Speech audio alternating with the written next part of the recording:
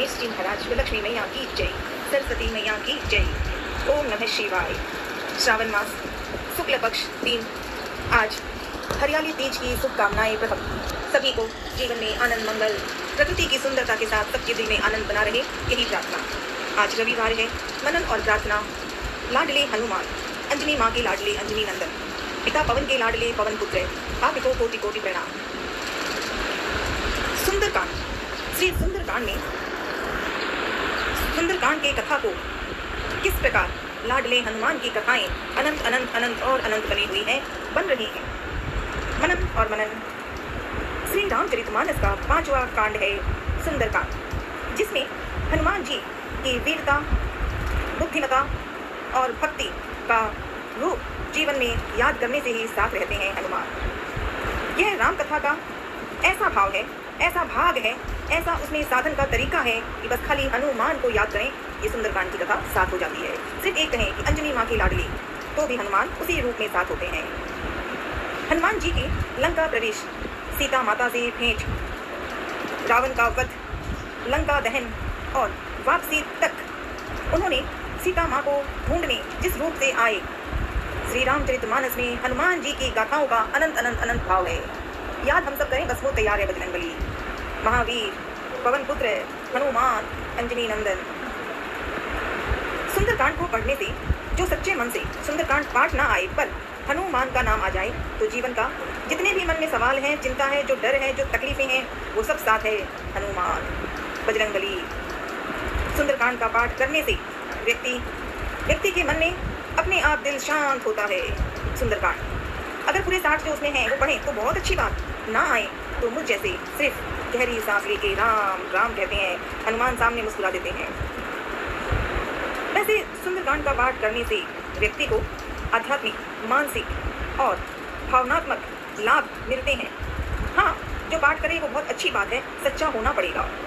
और इसे शुभ कार्यों की शुरुआत में या किसी भी कठिनाई के समय में पढ़ना, सुनना, याद करना, या अकेले बैठकर सुंदरकांड सामने है और उसे सामने रखें और गहरी सांस ले छोड़ें, वो भी हनुमान साथ हैं। हनुमान जी की कथाओं का अनंत कथाओं में कुछ पल प्रयास करते हैं याद करने की।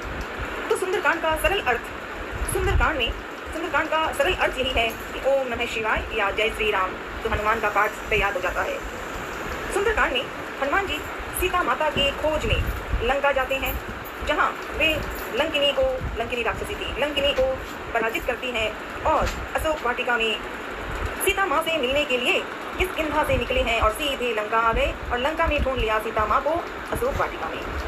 हनुमान जी श्री राम का संदेश सीता माँ को देते हैं। राम जी ने अंगूठी दी थी, तो हनुमान जी ने अंगूठी दी सीता माँ को और उन्हें श्री राम की मुद्रिका भी देते हैं, इसीलिए कि पहचान हो जाए कि ये सीता माँ है और मैं राम जी ने मुझे भेजा है और मैं हनुमान हूँ, ये परिचय। तो हनुमान जी को बहुत सारी कथाओं की, जहाँ वो लंका में आए हैं तब तक कोई नहीं जानते, चाहे किसकिंधा के हो, अयोध्या के हो, जनकपुरी के हो, नेपाल के हो, कहीं भी हो, अभी वहाँ कोई नहीं पहुँचे, वहाँ सिर्फ हनुमान पहुँचे हैं। इसीलिए हनुमान की कथाएं हम सिर्फ सुंदरकांड का एक पल याद करें, साथ है ईश्वर प्रत्यक्ष सामने है। हनुमान जी जब लंका में पहुँचे, सीता माँ से मिल लिए, सीता माँ से परिचय हो गया, सीता माँ और हनुमान लाडले सुपुत्र बने। अब जब वे फल खाने के नाम पर अशोक वाटिका में घूमे, तो जो अच्छे राक्षस थे उन्हें नहीं मारा, पर जो बुरे थे और गलत कर रहे थे उनकी चटनी बनाई हनुमान जी ने। पर कभी घबराते नहीं हनुमान जी को बंदी बना दिया था मेघनाद ने। रावण ने कह दिया था, बहुत सारी बातें हुई, हनुमान जी ने उसको समझा दिया कि इतना भी वक्त है, अभी भी मैं कह रहा हूँ सीता माँ को घर पहुँचाओ तो ठीक है तुम्हारे लिए, अन्यथा तुम्हारी चटनी बनने वाली है। तो रावण ने उसकी पूंछ में आग लगाई थी।